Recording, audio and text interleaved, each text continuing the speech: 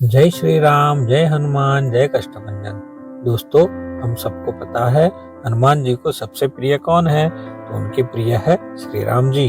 उनके रोम रोम में श्री राम बसते हैं। हमने सुना है, गुरुओं की वाणी के माध्यम से पढ़ा भी है।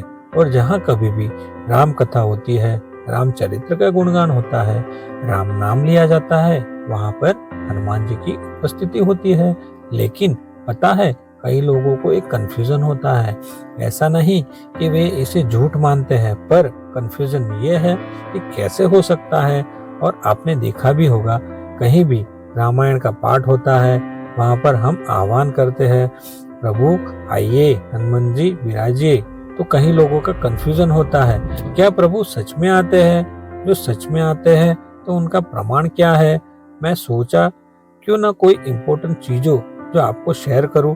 एक कथा है, वो मैं आपको शेयर करना चाहता हूँ, जिससे आपके सारे सवालों के जवाब आपको मिल जाएंगे। तो प्लीज ध्यान से आखिर तक ये वीडियो देखिएगा और सुनिएगा, और कमेंट में जय श्री राम, जय हनुमान जरूर लिखिएगा।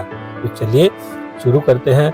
बोलिए सियावर रामचंद्र की जय, पवन सुत हनुमान की जय।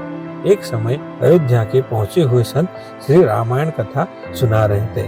रोज 1 घंटा प्रवचन करते, कितने ही लोग आते और आनंद विभोर होकर जाते। और साधु महाराज का नियम था, रोज कथा करने से पहले आइए हनुमान जी विराजिए, और हनुमान जी का आह्वान करते थे। फिर 1 घंटा प्रवचन करते थे। वकील साहब रोज कथा सुनने आते थे। वकील साहब की भक्ति में एक दिन उनको संकोच हो गया। उन्हें लगा, महाराज रोज आइए हनुमान जी विराजिए कहते तो है, तो क्या हनुमान जी सच में आते होंगे? अतः वकील साहब ने संत से पूछ ही डाला, महाराज जी आप रामायण की कथा बहुत अच्छी कहते हैं, हमें बड़ा रस आता है, परंतु आप जो गद्दी प्रतिदिन हनुमान जी के लिए रखते हैं और हनुमान जी को बोलते हैं, तो क्या हनुमान जी सच में आते हैं? तो साधु महाराज ने क्या कहा? साधु महाराज ने कहा, यह मेरा व्यक्तिगत विश्वास है।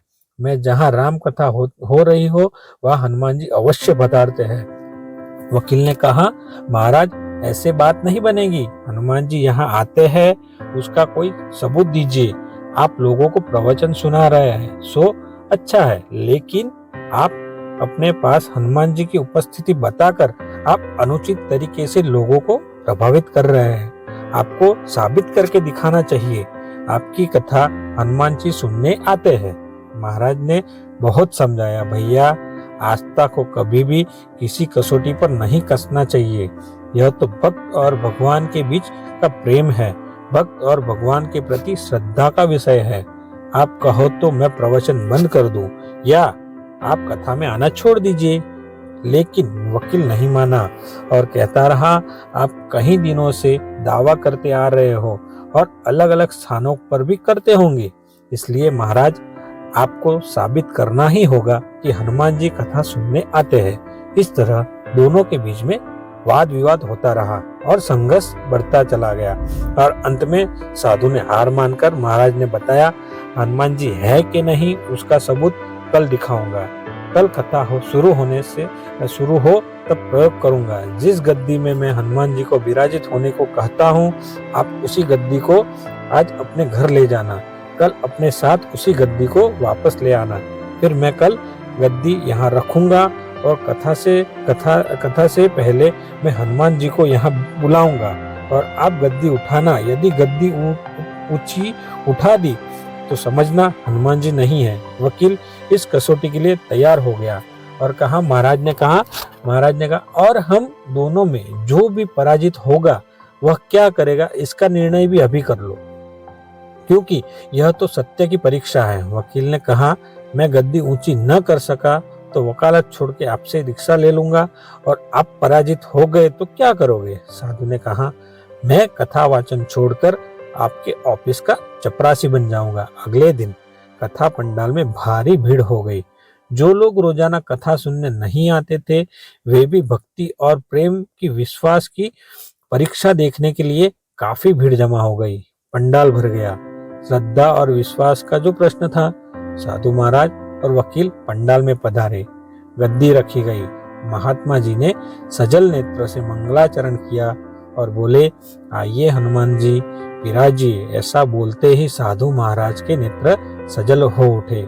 मन ही मन साधु महाराज बोले, हे प्रभु, आज मेरा प्रश्न नहीं, रघुकुल रीत की परंपरा का सवाल है। तो मैं एक साधारण जन हूँ, मेरी भक्ति और आस्था की लाज रखना।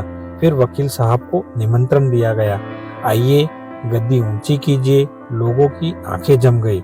वकील साहब खड़े हुए। उन्होंने गद्दी उठाने के लिए हाथ बढ़ाया, पर गद्दी को स्पर्श भी न कर सके। जो भी कारण हो रहा हो, उन्होंने 3 बार हाथ बढ़ाया, किंतु तीनों बार असफल रहे। महात्मा जी देख रहे थे। गद्दी को पकड़ना तो दूर, वकील साहब वह गद्दी को छू भी नहीं पा रहे थे। तीनों बार वकील साहब के पसीने से तरबतर हो गए। वकील साहब साधु महाराज के चरणों में गिर पड़े और, महाराज, गद्दी उठाना तो दूर, मेरा हाथ गद्दी तक भी नहीं पहुंच पा रहा है, अतः मैं मेरी हार स्वीकार करता हूँ। और कहते हैं ना, श्रद्धा और भक्ति के साथ की गई आराधना में बहुत शक्ति होती है। मानो तो देव, नहीं तो पत्थर। पत्थर की मूर्ति तो पत्थर की होती है, लेकिन भक्त के भाव के कारण उसमें प्राण प्रतिष्ठा होती है और प्रभु विराजते हैं। इसलिए तुलसीदास जी भी कहते हैं, साधु का स्वभाव कपास जैसा होना चाहिए, जो दूसरों के अवगुणों में ढककर ज्ञान की अलग जगाते हैं। जो ऐसा भाव प्राप्त कर ले, वो साधु है। श्रद्धा और विश्वास मन को शांति देते हैं। संसार में बहुत कुछ ऐसा है जो हमारी तर्क शक्ति से, बुद्धि की सीमा से परे है। चलिए, जय श्री राम। यह एक अद्भुत प्रसंग है, जिससे कई लोगों के सवालों के जवाब मिले होंगे, कई लोगों का कंफ्यूजन दूर हुआ होगा। ऐसे ही एक एग्जाम्पल मैं आपको देना चाहता हूँ, जो अहमदाबाद में हुआ था। अहमदाबाद में मुरारी बापू की कथा चल रही थी और उसी कथा शुरू होने से पहले मुरारी बापू ने भी हनुमान जी का आह्वान किया। जैसे ही हनुमान जी का आह्वान किया तो अचानक से पवन आया, हवा आई। तो भक्तजन जो कथा सुनने आए थे, वो सोचने लगे, अरे ये क्या हो गया, ये क्या हो रहा है। तब मुरारी बापू जी ने कहा, आप शांत हो जाइए, हनुमान जी आए हैं कथा सुनने के लिए। ऐसे ही कई एग्जाम्पल है, हम सोच भी नहीं सकते हनुमान जी अपने जीवन में क्या क्या कर सकते हैं। घर पर भी आप अनुभव कर सकते हैं। एक वाइब्स अलग ही वाइब्स आएगी जब कभी भी राम नाम लेते हो, रामचरित्र का गुणगान करते हो, रामायण पढ़ते हो, राम स्तुति पढ़ते हो, तब हनुमान जी की उपस्थिति होगी, अलग ही अनुभव करेंगे। तो दोस्तों, ऐसे है मेरे भोले हनुमान जी। चलिए दोस्तों, ऐसी ही अलग कहानी के साथ मिलते हैं अगले वीडियो में। तब तक जय श्री राम, जय हनुमान, जय कष्टभंजन।